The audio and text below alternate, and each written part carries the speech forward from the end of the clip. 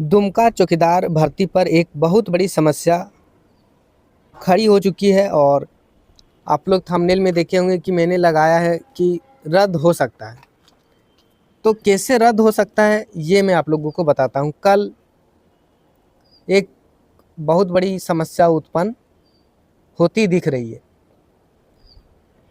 दुमका चौकीदार की सारी प्रक्रियाएं कंप्लीट हो चुकी है और उसमें एक केस हुआ था जिसमें शमसुद्दीन अंसारी नाम का एक व्यक्ति ने केस किया था, जिसका रिजल्ट 8 तारीख को आया और 8 तारीख को फैसला आया उसके पक्ष में आया और हाईकोर्ट ने बोला कि शमसुद्दीन अंसारी के लिए एक सीट रिजर्व रख दीजिए और जो बाकी लोग हैं उनको ज्वाइनिंग लेटर दे दीजिए। और अगर ये शमसुद्दीन अंसारी वो योग्यता एग्ज़ाम वगैरह पास किए हैं तो उनको भी ज्वाइनिंग लेटर दे दीजिए, यही बोला हाईकोर्ट ने। और ये ऐसा कुछ नहीं बोला कि भर्ती प्रक्रिया रद्द कर दी जाए। 8 तारीख को बोला। उसके 2 दिन बाद बहुत सारे विद्यार्थी, लगभग 100 से 150 विद्यार्थी दुमका में गए डीडीसी ऑफिस। वहाँ पे थोड़ा बहुत प्रदर्शन किए और आवेदन दिए। क्या क्या आवेदन दिए वो मैं बताता हूँ, किस लिए दिए। देखिए यहाँ पे लिखा है चौकीदार बहाली को लेकर नाखुश छात्र दुमका चौकीदार बहाली। दुमका उपायुक्त को सौंपा ज्ञापन, चौकीदार बहाली से वंचित छात्रों का आक्रोश। ये जो छात्र हैं क्यों आक्रोश है और क्यों गए डीडीसी ऑफिस और क्या ये सही कर रहे हैं या गलत, तो मैं बता दूं। देखिए हाईकोर्ट के हिसाब से अच्छा कर रहे हैं, सही कर रहे हैं, गलत नहीं कर रहे हैं। ये लोग इसलिए गए डीडीसी ऑफिस क्योंकि जब फॉर्म भरा रहा था तब इन लोगों ने भी फॉर्म भरा और इसका फॉर्म रिजेक्ट कर दिया। इसलिए रिजेक्ट कर दिया ये बोल के वहाँ के अधिकारियों ने बोला कि आप उस बीट क्षेत्र का निवासी नहीं है, इसलिए आप दूसरे बीट में वैकेंसी नहीं भर सकते। आपके बीट में कोई भी वैकेंसी नहीं आई है, आप नहीं भर सकते। जिसका जो कहकर इन लोगों का फॉर्म रिजेक्ट कर दिया, लगभग 100 से 150 विद्यार्थी का। जिसके बाद तब तक तो ठीक था, लेकिन जब शमसुद्दीन अंसारी जी का 8 तारीख को आया फैसला उसके पक्ष में, तो ये लोग भी चले गए डीडीसी ऑफिस। बोला कि हम लोगों का भी फॉर्म इसी तरह रिजेक्ट हुआ था, हम लोगों को भी ज्वाइनिंग लेटर मिलना चाहिए, हम लोगों का भी एग्ज़ाम लीजिए। जिस तरह उनका एक सीट रिजर्व रखे, हम लोगों का भी रखिए। ये कह के इन लोग जो है डीडीसी ऑफिस गए थे। और यहाँ पे एक आदमी आपको दिख रहा होगा, इसने बोला है कि जब तक रहेंगे तब तक जान जी लगा के आंदोलन करेंगे और छात्रों के साथ गलत नहीं होने देंगे। मतलब बोल रहा है कि इन लोगों को भी इस वैकेंसी में शामिल किया जाए, एग्ज़ाम लिया जाए और ज्वाइनिंग लेटर दिया जाए। ऐसा एक मामला नहीं हुआ है, केवल दुमका जिला में मामला नहीं हुआ है। मैं दिखा दूँ, जिन जिन लोगों ने दूसरे जिलों में भी बीट क्षेत्र का निवासी ना कहकर उनका फॉर्म रिजेक्ट कर दिया, उस तरह के बहुत सारे विद्यार्थी हाईकोर्ट चले गए। एक नहीं, मैं दिखाता हूँ कितने जिला में गया और रिजल्ट क्या आया वो भी बताता हूँ। देखिए सबसे पहला जो जिला है मैं आपको दिखाता हूँ, ये है पहला जिला रांची। रांची जिला में भी लंबोदर पाठक नाम का एक व्यक्ति का फॉर्म रिजेक्ट कर दिया था, ये कहकर कि आप उस बीट क्षेत्र का निवासी नहीं है, आप इस वैकेंसी को नहीं भर सकते।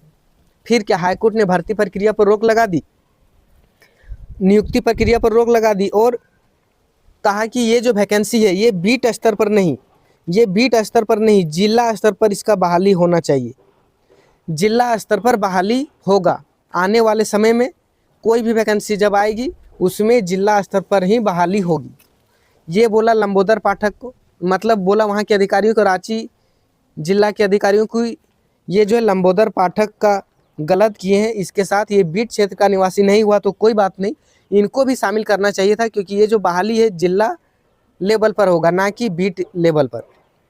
उसके बाद अगला जिला आता है गोड्डा जिला, दुमका से सटा हुआ है गोड्डा जिला।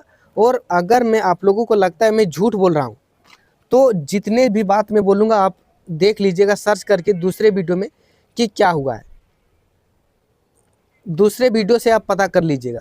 गोड्डा जिला में क्या हुआ कि इसी तरह रिजल्ट जारी किया था बीट वाइज करके, ठीक। फिर क्या, एक आदमी ने केस कर दिया हाईकोर्ट में जाके, हाईकोर्ट से फैसला आया और गोड्डा चौकीदार में जो पहले से मेरिट लिस्ट जारी किया था, हाईकोर्ट का फैसला बाद में आया, मेरिट लिस्ट जारी करने के बाद फिर जो पहले से मेरिट लिस्ट जारी किया था उसको रद्द करके फिर से नया मेरिट लिस्ट जारी किया है गोड्डा चौकीदार में, आप लोग देख लीजिएगा। अगला है गिरिडीह चौकीदार। गिरिडीह चौकीदार में 2 लोगों ने केस किया, एक पहला पवन कुमार राय और दूसरा जो है दीपक दास। दीपक दास को अयोग्य ठहराया गया था ये कहकर कि आप उस बीट क्षेत्र का निवासी नहीं है, आपको सिलेक्शन नहीं देंगे। जबकि दीपक दास ने दौड़, फिजिकल, मेडिकल सब कुछ निकाल लिया लेकिन उसको नौकरी नहीं दिया, जिस कारण वो हाईकोर्ट चले गए। और हाईकोर्ट का फैसला ये आया, क्या आया कि इनको ज्वाइनिंग लेटर दे दीजिए। यही आया गिरिडीह चौकीदार में, आप लोग देख लीजिएगा, पता कर लीजिएगा। और ये जितने भी सारे पेपर हैं इसमें भी पूरा डिटेल में लिखा है कि दीपक दास को ज्वाइनिंग लेटर देने के लिए बोला है। ये पीडीएफ भी मैं दे दूंगा, सबका पीडीएफ बना के आप खुद से पढ़िएगा, आपको समझ में आ जाएगा। इनको रिजेक्ट कर दिया था वहाँ के अधिकारियों गिरिडीह जिला के कि आप उस बीट क्षेत्र का निवासी नहीं है, आपको हम नौकरी नहीं देंगे। फिर क्या, ये हाईकोर्ट गए और वहाँ से आदेश दिया कि इनको जो है ज्वाइनिंग लेटर दिया जाए और इनको ज्वाइनिंग लेटर देगा। सेम उसी तरह दुमका चौकीदार में भी हुआ है, बहुत सारे विद्यार्थियों का फॉर्म रिजेक्ट कर दिया है। लेकिन यहाँ पे जो सबसे बड़ा गलती है वो किसका है? सबसे बड़ा गलती क्या है कि 10 प्रखंड के विद्यार्थी पहुँच गए यहाँ डीडीसी ऑफिस अपनी मांग को लेकर। गलती किसका है? गलती है वहाँ के अधिकारियों की, जो उस विभाग के अधिकारी हैं, डीसी सर, डीडीटी सर, वो उन सब के अधिकारियों की लापरवाही के वजह से जो सेलेक्टेड विद्यार्थी है उनको भी परेशानी झेलनी पड़ रही है और जो नहीं सेलेक्टेड है उनको भी परेशानी झेलनी पड़ रही है। अगर डीसी सर पहले ही जब वैकेंसी निकली थी उसी समय बीट वाइज ना करके जिला स्तर पर बहाली प्रक्रिया किया होता तो आज ये मौका, आज ये दिन ना देखना पड़ता और आज ये परेशानी नहीं होती। जब ये लोग पहुँचे हैं तो ये लोग बोल रहे हैं कि या तो इस भर्ती प्रक्रिया को रद्द कर दो या तो हम लोगों को भी शामिल करो इस भर्ती प्रक्रिया में। और बोला है आने वाले हम लोग समय में, हम लोग अभी 100-150 आए हैं, आने वाले समय में 1000-2000 लोग आएंगे। यहाँ पे गलती सारे अधिकारियों का है और जिसकी सजा जो सिलेक्टेड विद्यार्थी है उनको भुगतना पड़ रहा है। कितना दुख होता है सुन के कि मेडिकल हुआ, दौड़ हुआ, डॉक्यूमेंट वेरिफिकेशन, एग्जाम हुआ, सब कुछ सिलेक्शन हो गया, उसके बाद इस पर जो है समस्या आ चुकी है। और इस समस्या बहुत ही गंभीर होती जा रही है। इस समस्या से कैसे बाहर निकला जा सकता है? इस समस्या से बाहर निकलने का एक ही उपाय है कि जितना जल्दी हो सके ज्वाइनिंग लेटर दे दिया जाए। जितना जल्दी हो सके ज्वाइनिंग लेटर दे दिया जाए उतना जल्दी ये समस्या ख़त्म हो जाएगा। नहीं तो अगर जल्दी में ज्वाइनिंग लेटर नहीं दिया तो हो सकता है कोई ऐसा विद्यार्थी हो जो कोर्ट में केस कर दे। कोर्ट में केस करने के बाद हो सकता है स्टे लगा दे।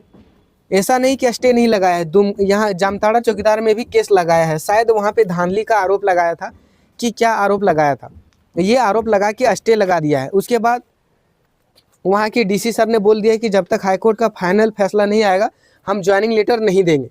जामताड़ा चौकीदार में आप लोग पता कर लीजिएगा, 1 साल से मई 2025 में केस हुआ था, अगला सुनवाई अप्रैल 2026 में, अभी तक केस सॉल्व नहीं हुआ है, 1 साल होने वाला है। इसी तरह हो सकता है केस कर दे। तो इस समस्या का समाधान केवल और केवल है कि ज्वाइनिंग लेटर जितना जल्दी दे दे, ज्वाइनिंग लेटर जितना जल्दी दे दे उतना जल्दी ये जो है समस्या ख़त्म हो जाएगा। और ज्वाइनिंग लेटर हो सकता है अगर लेट से दे तो और भी समस्या बढ़ सकती है। लेकिन वैकेंसी रद्द होने की कोई संभावना नहीं दिख रही है। और मैं भी चाहता हूँ यार, कितनी मेहनत से नौकरी लिए हैं, रद्द तो नहीं होना चाहिए। और यही एक अंतिम रास्ता है कि जितना जल्दी ज्वाइनिंग लेटर दे दे उसके बाद धीरे धीरे शांत हो सकता है। और ज्वाइनिंग लेटर नहीं दिया तो फिर आने वाले समय में और भी परेशानी हो सकती है। और यही ये न्यूज़ है, जिला न्यूज़। आप यहाँ पे जिला एक्सप्रेस नाम का एक न्यूज़ चैनल है, इस पर आप जाके देख लीजिए क्या क्या कह रहा है ये लोग विद्यार्थी और क्या मांग कर रहा है कि क्या इस वैकेंसी में किया जाए। आप लोग जाके देख लीजिए, आपको अच्छा से समझ में आ जाएगा। मिलता हूँ अगला अपडेट के साथ।